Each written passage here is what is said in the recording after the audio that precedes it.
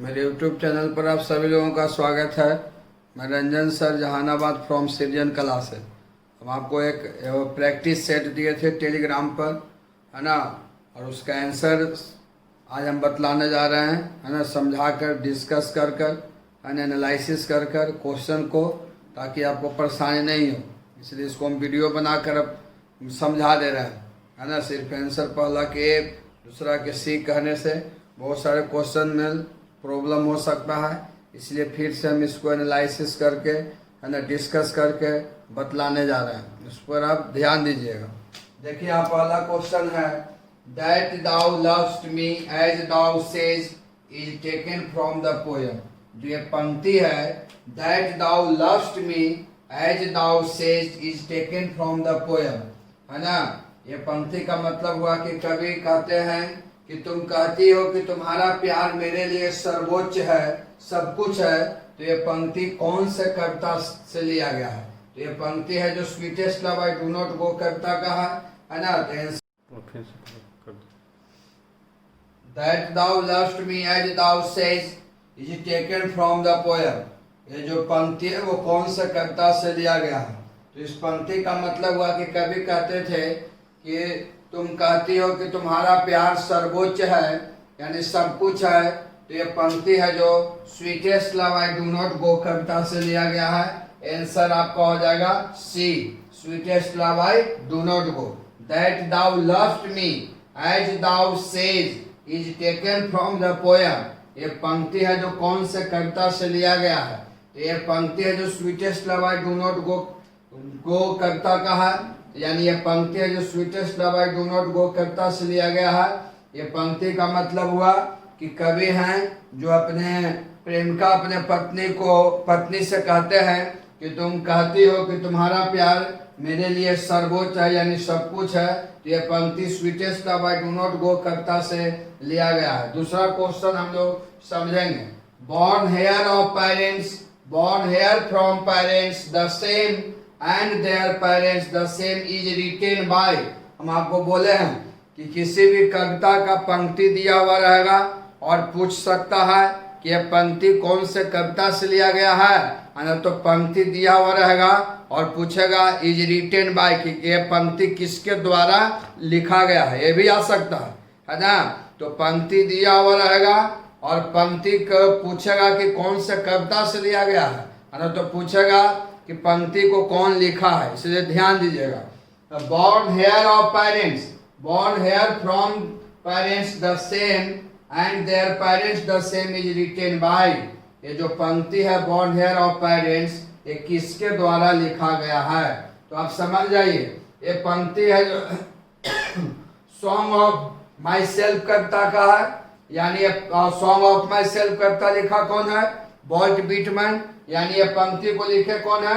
Vault Whitman. और पंक्ति का मतलब हुआ कि कवि कहते थे कि मैं कैसे अपने जन्मभूमि को भूल जाऊं, है ना, क्योंकि मेरे माता पिता यहाँ पर जन्म लिए, मेरे माता पिता के माता पिता यहाँ पर जन्म लिए, उनके माता पिता यहाँ पर जन्म लिए, मैं अपने मातृभूमि को कैसे भूल जाऊं? ये पंक्ति को कौन लिखे हैं? तो वॉल्ट व्हिटमैन। आंसर आपका होगा बी, वॉल्ट व्हिटमैन। इसको नोट कीजिए।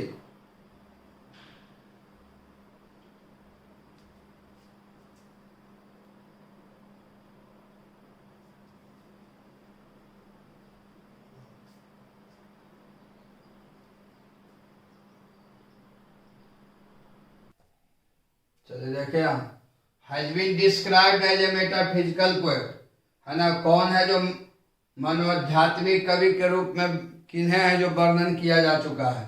यानी जॉन डन को हम लोग मेटाफिजिकल पोएट कहते हैं। Has been described as a metaphysical poet, मनोआध्यात्मिक कवि के रूप में, है ना, वर्णन किया जा चुका है। तो किन्हें रे बाबू? तो जॉन डन को, क्योंकि जॉन डन को हम लोग आध्यात्मिक मनोआध्यात्मिक कवि कहते हैं। तो आंसर आपका होगा A, John Donne. Walt Whitman's father was a, Walt Whitman के पिताजी थे। तो आपको हम जब सॉन्ग ऑफ माई सेल्फ पढ़ाए होंगे तो उसमें लेखक के बारे में बतलाए होंगे, कवि का परिचय दिए होंगे, तो उसमें हम बतलाए होंगे कि वॉल्ट व्हिटमैन के पिताजी क्या थे? तो एक बढ़ई थे। तो बोल्ट बीटमैन्स फादर वाज बोल्ट बीटमैन के पिताजी एक क्या थे, कारपेंटर थे, बढ़ई थे। तो आंसर आपका होगा डी, कारपेंटर। चलिए 5वां question, how many poetry were in the first edition of Leaves of Grass. Leaves of Grass एक किताब का नाम है बाबू, आपको हम बताए होंगे। और एक लीव्स ऑफ ग्रास एक किताब है, और लीव्स ऑफ ग्रास में कविताओं का संग्रह था। सिर्फ उसमें क्या था, कविता था। और वो सभी कविता किसके द्वारा लिखा गया था, बोल्ट बीटमैन के द्वारा। तो हमारा प्रश्न पूछता है कि how many poetry were in the first edition of Leaves of Grass, कि लीव्स ऑफ ग्रास जो किताब था, जो कविताओं का संग्रह था, उसमें उसके प्रथम संस्करण में कितने कविताएं थे, है ना। जब उस प्रथम संस्करण प्रकाशित हुआ, आप लोग को हम बताए होंगे कि इसका प्रथम संस्करण 1855 ईस्वी में प्रकाशित हुआ था। तो जब ये प्रथम संस्करण प्रकाशित हुआ, है ना, तो उसमें कविताओं की संख्या 12 था, है ना। कवि का परिचय में आप लोग को भली भांति बतलाए होंगे। तो यही प्रश्न पूछता है कि how many poetry were in the first edition of Leaves of Grass. Leaves of grass के प्रथम संस्करण में कितने कविताएं थे, तो 12। आंसर हो जाएगा आपका बी, है ना। 6ठा क्वेश्चन हम लोग समझेंगे। I loafe and invite my soul is written by. ये जो पंक्ति है कि मैं इधर उधर भटकते रहता हूँ और अपने आत्मा को आमंत्रित करता हूँ, इज रिटेन बाय, ये पंक्ति किसके द्वारा लिखा गया है, तो ये I loafe and invite my soul है, जो सॉन्ग ऑफ माई सेल्फ कविता का है। तो ये पंक्ति किसके द्वारा लिखा गया, तो बोल्ट बीटमैन के द्वारा, क्योंकि सॉन्ग ऑफ माई सेल्फ कौन लिखे हैं, बोल्ट बीटमैन। आंसर आपका हो जाएगा बी, बोल्ट बीटमैन। इसको नोट कीजिए।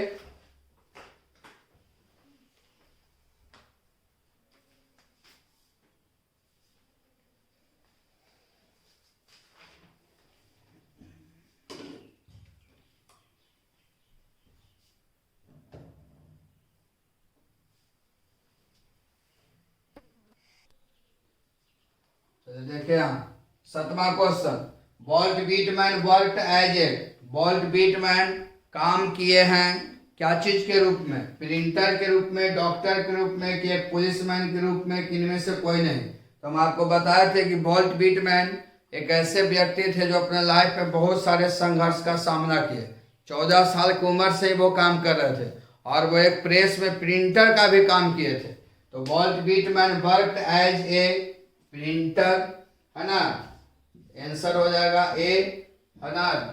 8वां क्वेश्चन देखिए, how many poetry were in the last edition of Leaves of Grass. Leaves of Grass अभी हम बताए थे कि एक किताब है और ये कविताओं का संग्रह है ना। तो कहता, और ये किताब था जो 9 संस्करण में प्रकाशित हुआ था, 9 संस्करण में, है ना, 9 भाग में प्रकाशित हुआ था। और जब भी क्वेश्चन आएगा तो फर्स्ट और लास्ट से ही आएगा। तो कहता है कि हाउ मेनी, है ना, how many poetry were in the last edition of Leaves of Grass. Leaves of Grass किताब के अंतिम संस्करण में कितने कविताएं थे, तो अंतिम संस्करण में 400 कविताएं थे। आंसर हो जाएगा सी, 400। अब देखो यहाँ, John Donne things that, John done है जो सोचते हैं, इज सर्टेन कि निश्चित है। निश्चित क्या है, मौत निश्चित है ना। तो आंसर हो जाएगा आपका A, John Donne thinks that, John Donne सोचते हैं, इज सर्टेन, है ना, निश्चित है। कौन निश्चित है रे बाबू, तो मौत निश्चित है।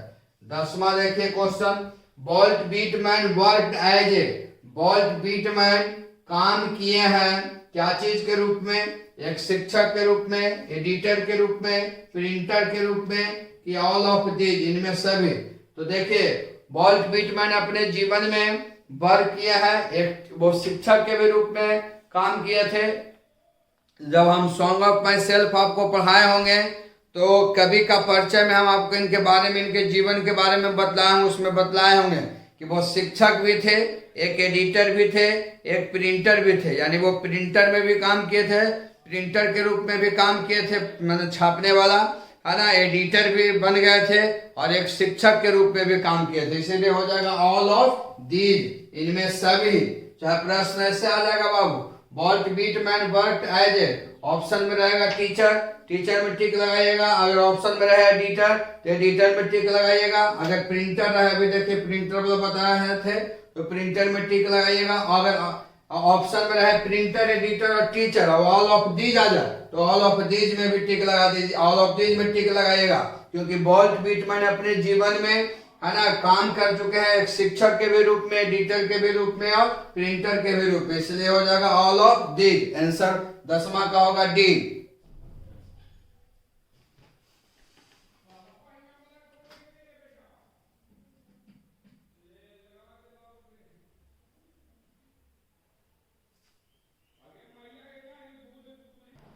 देखिए 11 क्वेश्चन नंबर समझिएगा। I lean and loaf at my ease observing a spear of summer grass is taken from the poem। जो ये पंक्ति है I lean and loaf at my ease observing a spear of summer grass, ये कौन से कविता से लिया गया है ना। तो ये पंक्ति का मतलब हुआ कि कवि कहते हैं कि मैं इधर उधर भटकते रहता हूँ और जब मैं गर्मी के मौसम में है ना ग्रीष्म ऋतु के घास पर आराम करता हूँ, लेटता हूँ, तो मुझे घास से जो अवशोषित होता है। ये पंक्ति है जो सॉन्ग ऑफ माई सेल्फ कविता का है रे बाबू, है ना। आंसर आपका हो जाएगा C, Song of Myself. Jordan was the pioneer of a new kind of lyrical and satirical verse called, है ना। जॉर्डन है जो एक मार्गदर्शक थे। लिरिकल का मतलब होता है, लिरिकल का मतलब होता है प्रेम गीत, सैटिरिकल का मतलब होता है चुटकुला। तो हम आपको बताए थे कि जॉर्डन थे जो प्रेम गीत गाते थे, शोक गीत गाते थे, है ना, चुटकुला लिखते थे, है ना। जॉर्डन चुटकुला लिखते थे, लोकगीत प्रेम गीत लिखते थे, है ना, शोक गीत लिखते थे, इसीलिए उन्हें मेटाफिजिकल पोएट कहा जाता था। तो आंसर हो जाएगा सी। तो Jordan was the pioneer of a new kind of lyrical and satirical verse called. तो जॉर्डन एक महान मार्गदर्शक थे एक नए प्रकार के प्रेम गीत और चुटकुला पद लिखने के लिए, इसलिए इन्हें मेटाफिजिकल कहा जाता है, मनोआध्यात्मिक कवि कहा जाता था। वेयर वाज जॉर्डन, जॉर्डन कहाँ के थे। वेयर वाज जॉर्डन, जॉर्डन कहाँ के थे, तो इंग्लैंड के थे। आंसर आपका हो जाएगा बी।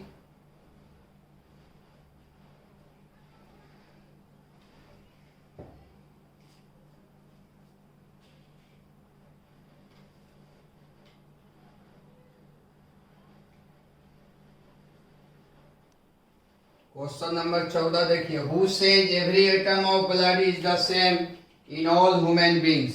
कौन कहता है कि सभी मानव में, है ना, सभी मानव में एक ही खून है, यानी सभी मानव एक ही अंग के बने हुए। कौन कहता है, तो हम आपको पढ़ाए हैं कि सॉन्ग ऑफ माई सेल्फ कविता में बोल्ट बीटमैन कहते थे कि संसार में सभी मानव एक ही अंग के बने हुए हैं, इस संसार में सभी मानव एक समान है ना। तो यहाँ पर प्रश्न है कि हु सेज, कौन कहता है every atom of blood is the same in all human beings. कौन कहता है कि सभी मानव में एक ही खून है, यानी सभी मानव एक ही अंग के बने हुए हैं। तो बोल्ट बीटमैन। आंसर हो जाएगा डी, बोल्ट बीटमैन। 15वां क्वेश्चन देखिएगा। Bolt Whitman worked as, bolt Whitman काम किए हैं, है ना, अपने जीवन में वर्क किए हैं क्या चीज के रूप में, इंजीनियर, एक्टर, ए वॉलेंटियर। तो हम आपको बताए थे कि वो वॉलेंटियर के भी रूप में काम किए थे, समाज सेवी के रूप में। जब सिविल वार अमेरिका में हुआ था तो बहुत सारे लोग हैं जो घायल हो गए थे, तो अपने भाई को देखने गए थे, तो देखे कि बहुत सारे लोग घायल हैं, तो घायल व्यक्तियों को वो सेवा किए थे वॉलेंटियर के रूप में भी, है ना। तो प्रश्न ऐसे भी आ जाएगा, bolt Whitman worked as, bolt Whitman काम किया है क्या चीज के रूप में, तो एक वॉलेंटियर के भी रूप में, समाज सेवी के रूप में। आंसर होगा C. Works include Leaves of Grass and Drum Taps, है ना, रचना एक साथ लीव्स ऑफ ग्रास और ड्रम टैप्स, ये दोनों किताब है, और ये दोनों किसका रचना है रे बाबू, कौन लिखा है, बोल्ट बीटमैन लिखा है। आंसर आज आपका हो जाएगा सी। अब देखिए यहाँ, who will make quicker journey than the sun, कौन है जो यात्रा को सूर्य के अपेक्षा अधिक तेज बनाएगा। कौन? तो यह जॉर्डन कहते थे। जब वो अपने पत्नी को समझाने की चेष्टा कर रहे थे तो उसमें वो उदाहरण देकर बतलाए थे, सूर्य का उदाहरण देकर, कि मैं सूर्य से भी तेज गति से यात्रा करूंगा और शीघ्र लौट कर चले आऊंगा। वही पंक्ति यहाँ पर देखिए, उसी के बारे में यहाँ पर जिक्र किया गया है कि who will make quicker journey than the sun. कौन है जो सूर्य से भी अधिक तेज गति से यात्रा बनाएगा? कौन? तो कौन? जॉर्डन। क्योंकि कौन कहते थे? जॉर्डन। आंसर आपका हो जाएगा सी, जॉर्डन। इसको नोट कीजिए।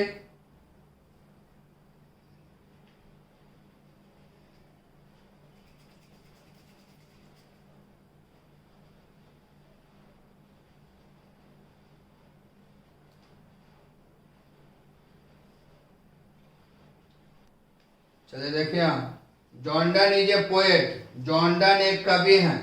तो वह इंग्लैंड में जन्म लिए थे, इंग्लैंड के कवि थे। जो इंग्लैंड में रहता है उसे ब्रिटिश भी कहते हैं। तो Jordan is a British poet. Answer हो जाएगा बी, है ना। Walt Whitman was poet. Walt Whitman एक कवि थे, तो अमेरिका में जन्म लिए थे। और अमेरिका में जो रहता है उसे हम अमेरिकन कहते हैं। तो Walt Whitman was poet. Walt Whitman एक कवि थे। कौन कवि थे? An American.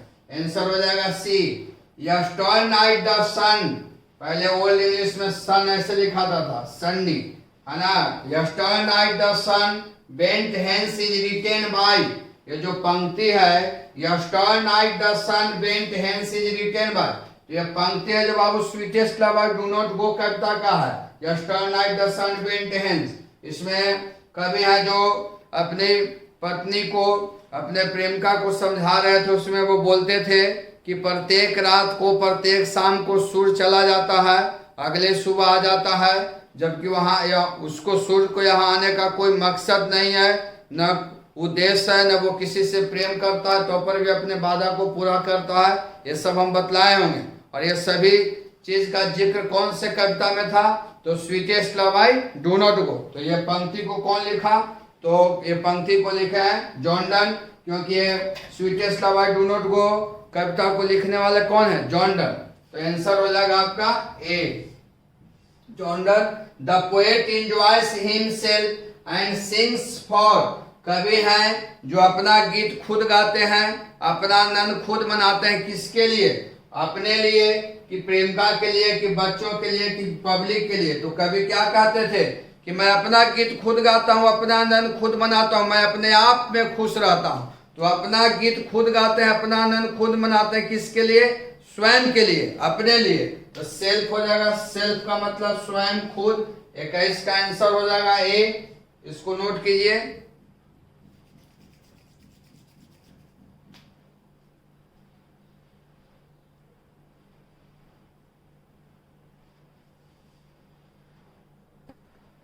देखिए यहाँ 22 question. The poet observes in summer.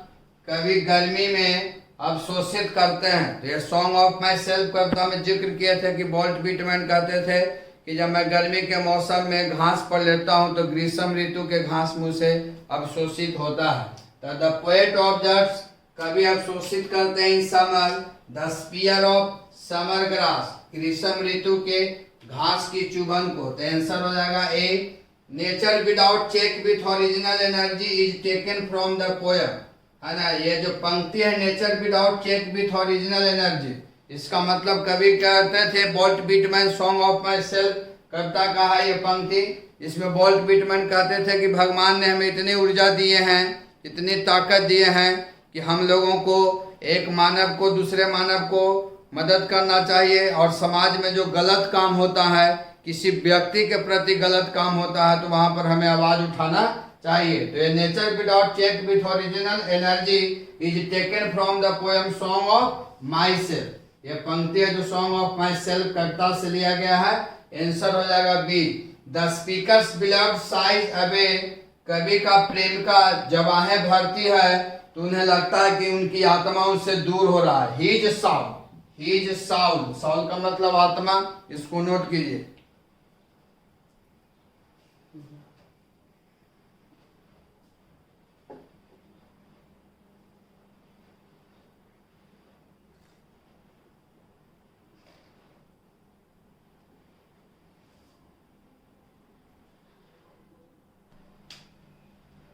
चलिए देखिए यहाँ 25वां question, how does the beloved waste the speaker's life. एक आपका हम शॉर्ट क्वेश्चन डाल दिए थे, है ना।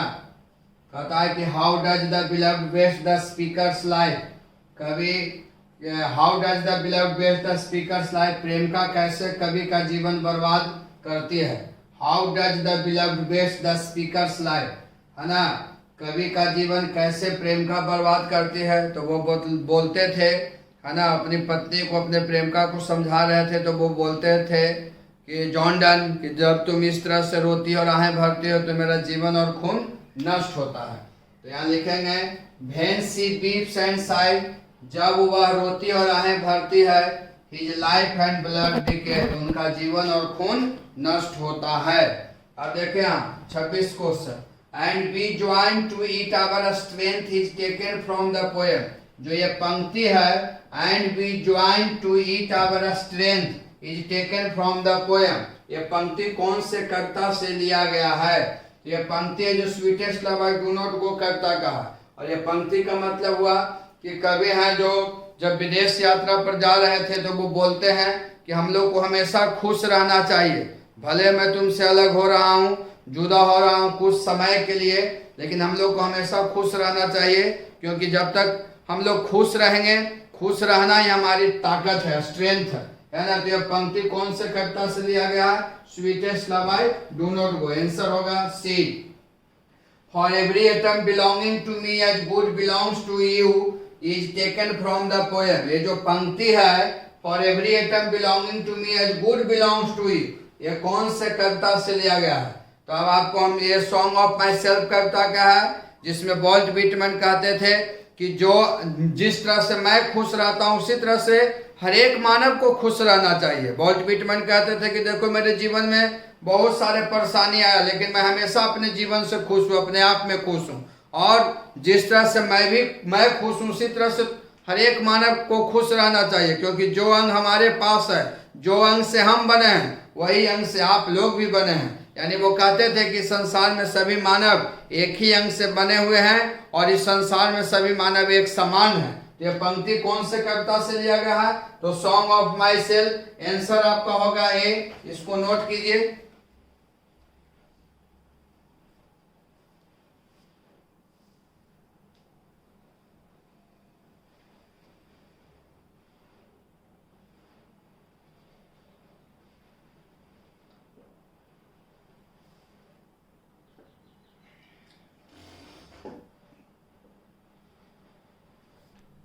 चलिए देखिए 28 question, Walt Whitman's family move to Brooklyn in. Walt Whitman के परिवार ब्रुकलिन में, ब्रुकलिन चले गए थे, मूव कर गए थे, है ना। जब हम आपको पढ़ाए होंगे कि वॉल्ट व्हिटमैन जब छोटे थे तो उनके पिताजी हैं जो जिस स्थान पर वो जन्म लिए थे, वो स्थान को छोड़कर कहाँ चले गए थे, ब्रुकलिन चले गए थे 1823 ईस्वी में। आंसर होगा ए। Vault Whitman's family, vault Whitman के परिवार मूव टू ब्रुकलिन, ब्रुकलिन चले गए थे, मूव कर गए थे 1823 ईस्वी में। Walt Whitman was died in, Walt Whitman मर गए थे। ईस्वी का नाम दिया हुआ रहेगा, अगर ईस्वी नहीं रहेगा तो फिर जगह का नाम पूछेगा, तो कैम्डेन। आंसर होगा ए, है ना। लीव्स ऑफ ग्रास किताब है ना, is a collection of poems, कविताओं का संग्रह, बाई किसके द्वारा लिखा गया है, तो वॉल्ट व्हिटमैन के द्वारा लिखा गया है। आंसर हो जाएगा सी।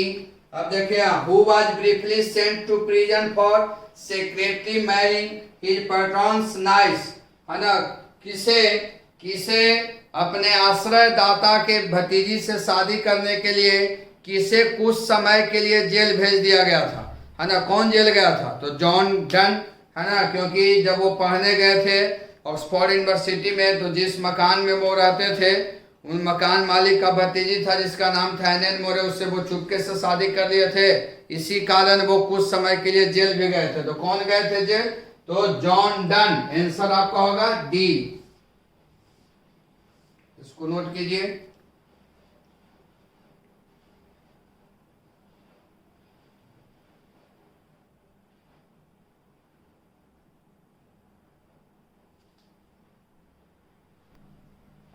ये 32 क्वेश्चन को देखिए, 2-3 को क्वेश्चन एक्स्ट्रा बता दे रहे हैं, इस तरह से भी प्रश्न आएगा, इस पर भी ध्यान दीजिएगा।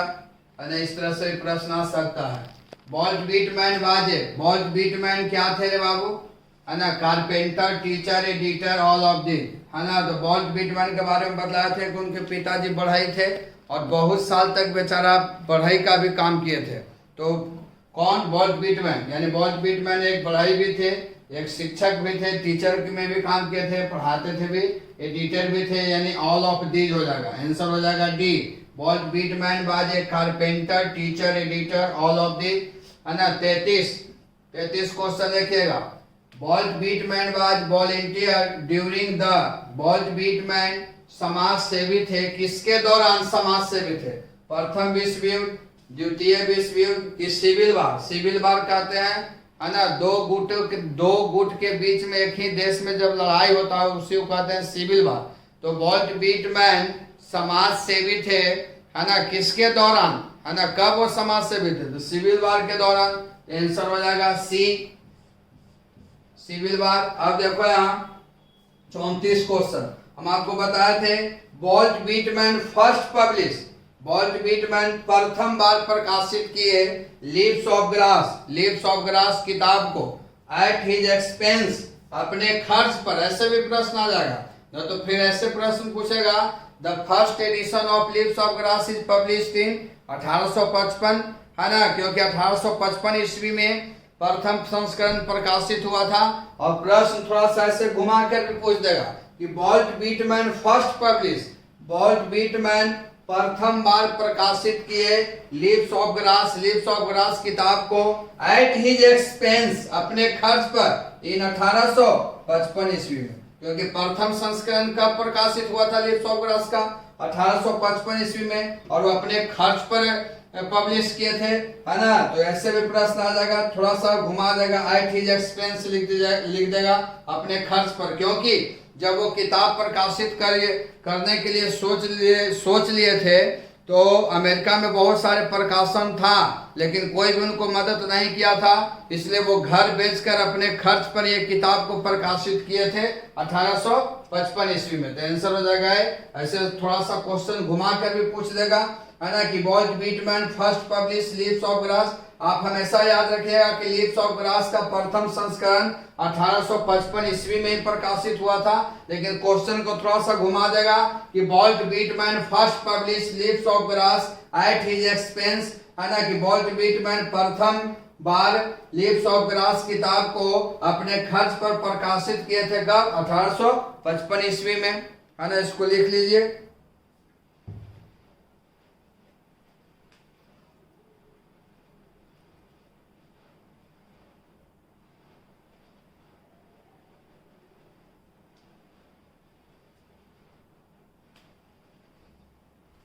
बाकी हम लोग कल नेक्स्ट वीडियो में मिलते हैं, इसको देख लेना है, इसको बढ़िया से समझ लीजिए, लाइन एक्सप्लेन करके, एनालिसिस करके, डिस्कस करके बतला दिया गया है ना, ताकि आपको फिर से आप समझ सकें। सिर्फ आंसर लिख देने से, ए दूसरा के बी सी कर देने से आप अधिक तरीका से, अच्छे तरीका से नहीं समझ पाते, इसीलिए इतना हम एनालिसिस डिस्कस करके बतला दिए हैं। बाकी हम लोग नेक्स्ट क्लास में मिलते हैं।